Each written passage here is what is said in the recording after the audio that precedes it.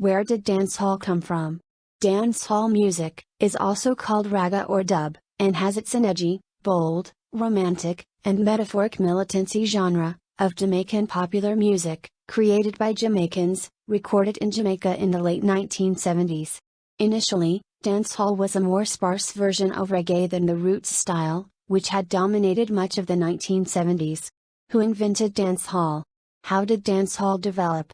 Since some did not have money to attend the posh uptown dances, people from the urban city part of Kingston began creating dance halls in the 1940s, where they could have dances of their own. What is dancehall style? Dancehall is a popular dance genre springing out of English-speaking Jamaica, and spearheaded mostly from urban Jamaican people. It is the mix and coming together of Jamaican dances of the region in particular, with popular culture and youthful innovation. Today Jamaican music dancehall remains at the center of the cultural life of Jamaica. From its roots in Kingston in the 1940s, to its heyday in the 1980s, dancehall conquered the globe, spreading to the USA, UK, Canada, Japan, Europe and beyond.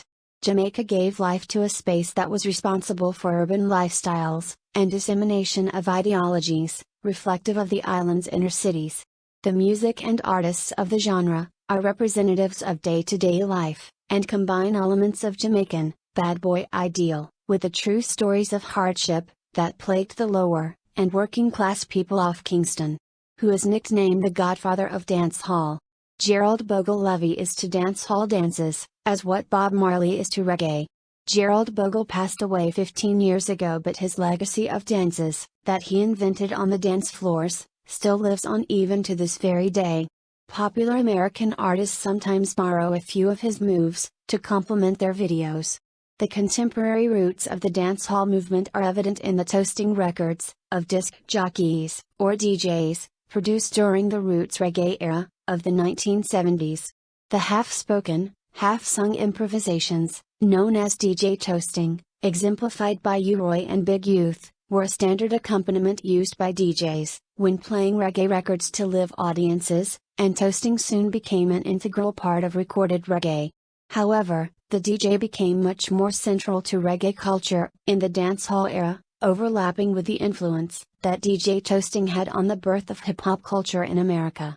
Dancehall has gradually become a global popular music commodity, with record sales closely linked to an ongoing alliance with the hip-hop world.